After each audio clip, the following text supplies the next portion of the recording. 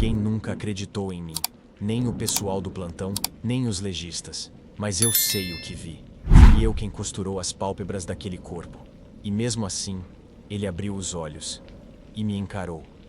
Até hoje, quando acordo, ainda tenho a sensação de que tem alguém me olhando.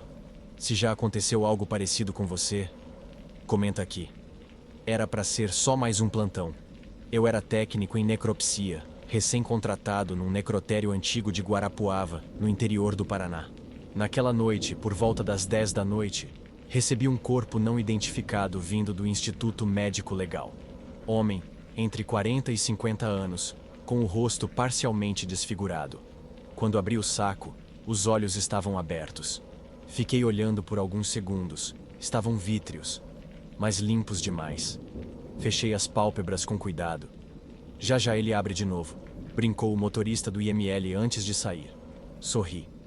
Mas quando voltei da sala ao lado, ele já estava olhando para mim. Tentei ignorar. Fechei de novo os olhos do corpo. Ajeitei a cabeça. Mas havia algo desconfortável naquela expressão. Na segunda vez que voltei com os laudos, os olhos estavam mais abertos.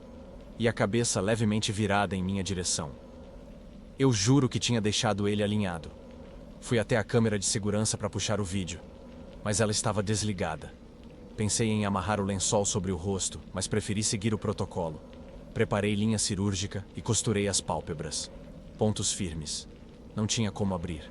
Saí por alguns minutos para buscar etiquetas. Quando voltei, o corpo estava de bruços.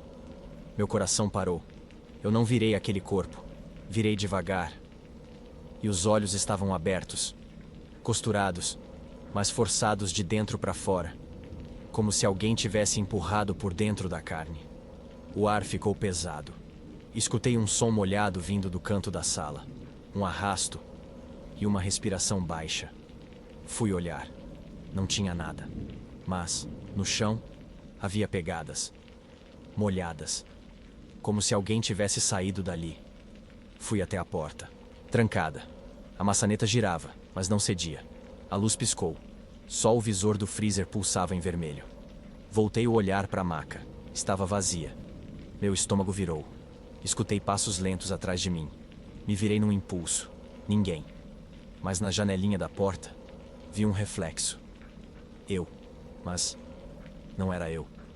O jaleco estava sujo de sangue. Os olhos eram escuros, vítreos, iguais aos daquele cadáver. A pele acinzentada. A expressão morta. O reflexo sorriu. O rádio da sala ligou sozinho e começou a tocar uma gravação. Minha voz, lendo a ficha do corpo. Mas o nome que eu dizia era o meu. A porta destravou de repente. Eu saí correndo e caí no corredor. Uma semana depois, voltei ao necrotério com o coordenador. Nenhum registro do corpo. Nenhum vídeo. A câmera só mostrava eu, andando de um lado para o outro. Sozinho. Nenhum saco. Nenhuma maca ocupada. Na porta da câmara fria, a gaveta 17 estava com um número raspado.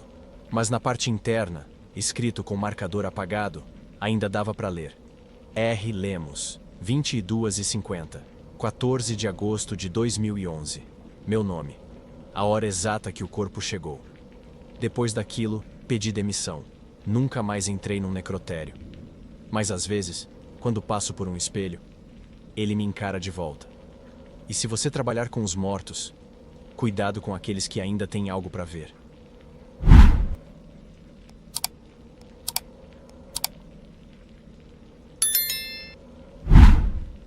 Tem coisa que a gente vive e nunca conta pra ninguém. Porque se contar, chamam de louco. Mas eu preciso falar. Eu vi alguém no velório, sentado ali, de luto, chorando pelo morto. Só que ninguém tinha aparecido para velar aquele corpo. E quando eu cheguei mais perto, quem estava na cadeira era o próprio morto, me olhando com ódio. Se você já presenciou algo parecido, comenta aqui embaixo. Isso aconteceu na funerária onde eu trabalhava, em São João del Rei, Minas Gerais. Era uma casa antiga, com a capela no segundo andar, sempre silenciosa demais. Na semana do Natal de 2013, recebi a tarefa de organizar o velório de um corpo não identificado. Homem, por volta dos 50 anos, encontrado morto na rodoviária. Na ficha, só o primeiro nome: Jonas. Sem parente, sem história, comentou o Sr. Osvaldo, o legista. Mas mesmo indigente, merece respeito. Na primeira noite, subi com um café e vi a cadeira levemente afastada, como se alguém tivesse acabado de levantar. Achei que talvez eu tivesse deixado ela assim. Reposicionei, revisei a sala e desci. Na madrugada seguinte, subi para apagar as velas. A cadeira estava virada, como se alguém tivesse se sentado e empurrado para trás. Fiquei encarando aquilo por uns bons segundos. O salão estava vazio, a entrada trancada. Estranho, né? Comentei no dia seguinte com o seu Osvaldo. Ele só respondeu: aqui, às vezes, o silêncio engana. Na terceira madrugada, antes das 5, levei a chave de luz para fechar tudo. Assim que abri a porta da capela, eu congelei. Tinha uma mulher sentada. Véu preto, cabeça baixa, chorando. Pensei que fosse parente do morto. Talvez alguém que apareceu tarde, com vergonha. Falei baixinho: senhora, me desculpe. Eu achei que não tinha ninguém. Ela não respondeu. Mas quando me aproximei, percebi que não chorava. Ela ria. Baixo, tremendo. E então levantou o rosto. Era ele. O rosto do morto. Sorrindo, mas com ódio nos olhos. Eu recuei com tudo. Bati no altar e deixei uma vela cair. A chama apagou na hora. Quando me virei de novo, a cadeira estava vazia. Corri até o caixão, e lá estava o corpo, deitado, mas com os olhos abertos. Aquele olhar me atravessou. Desci tropeçando, coração disparado. Tentei ligar para o seu Osvaldo, mas não havia sinal. Fiquei um tempo parado no hall, ouvindo apenas meu próprio medo. Subi de novo com a lanterna, decidido a acabar com aquilo. Mas agora o caixão estava fechado. Eu não tinha feito isso. Tentei abrir, mas a tampa estava travada. E então, ouvi de dentro uma respiração.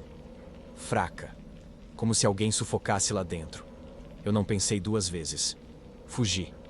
Me tranquei no banheiro e fiquei lá, imóvel, até o dia clarear. De manhã, o corpo foi enterrado discretamente. Quando fui conferir a ficha, nada. Nenhum dado. A papelada que eu mesmo preenchi tinha sumido. Perguntei para o seu Osvaldo. Ele respondeu sem levantar os olhos: às vezes, é melhor deixar quem veio ir em paz. Mas a cadeira continua virada. Ninguém ousa tocar. 2 semanas depois, pedi demissão. Mas de vez em quando, eu sonho com aquela capela. E vejo a mulher sentada de novo, me esperando. Só que agora, ela sussurra: não deixe ele sozinho. Eu sei o que vi. E se você trabalhar com mortos que ninguém reclama, preste atenção nas cadeiras. Às vezes, alguém volta para velar a si mesmo. E essa nem foi a coisa mais estranha que vi naquela funerária.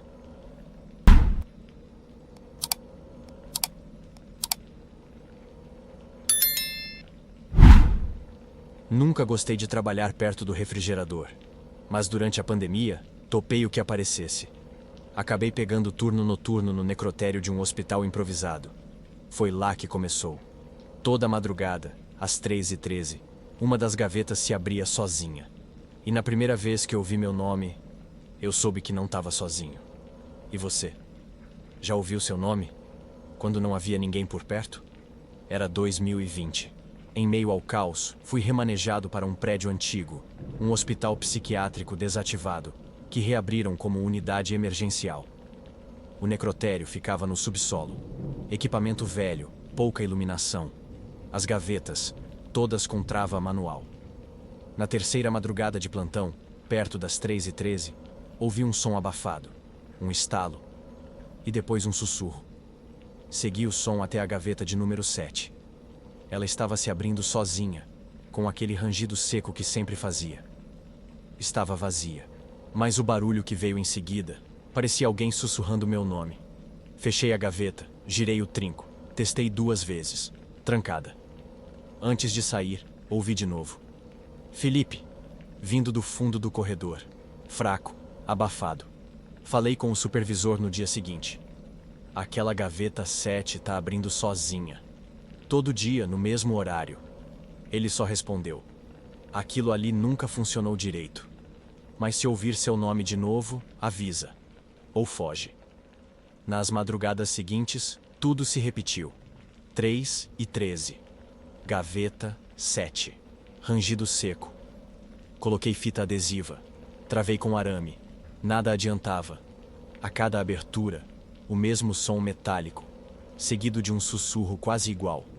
Mas teve uma madrugada em que, além do sussurro, ouvi um som diferente.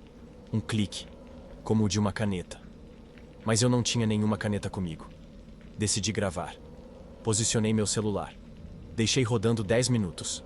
No vídeo, a gaveta abre. E no fundo do áudio, a voz é minha. Mas eu não falei nada. Era eu, dizendo o meu nome. E o som da caneta, repetido 3 vezes. No reflexo do aço, por um segundo, vi meu rosto, mas sem olhos. E com um crachá pendurado. Gaveta. Número 7. Na sexta noite, a energia caiu. Era por volta das 3h13. A luz de emergência falhou. Peguei a lanterna e desci. O som seco da gaveta ecoou antes mesmo de eu chegar. Ela já estava aberta. Iluminei o interior. Mas parecia fundo demais. Como se não terminasse. Do fundo, veio a respiração. Curta, ritmada. Como de alguém esperando. Me aproximei com cautela. E ouvi passos atrás de mim. Rápidos. Virei com a lanterna. Nada. Mas no reflexo da gaveta, eu vi a mim mesmo. Só que sem olhos. E com a camisa suja de sangue. A luz falhou. A porta da sala bateu com força. O rádio do vestiário, mesmo desligado, emitiu uma frequência abafada. E no meio da interferência, minha própria voz, distorcida. Felipe, volta. Tá na hora. Pedi afastamento no dia seguinte. Nunca mais voltei. Disseram que a gaveta 7 tinha sido removida, mas tirei uma foto antes. Ela ainda estava lá. E na lateral, uma etiqueta colada com o meu nome. Felipe Dantas. Data de entrada, 23 de abril. Horário, 3h13 da madrugada. Desde então, acordo sempre nesse horário. Com frio, mesmo em noites quentes, e sempre com a mesma sensação de que estou preso, em algum lugar. O som do metal, o clique da caneta, o ar gelado. Se um dia você ouvir seu nome vindo do refrigerador, não responda, porque talvez quem chamou já seja você.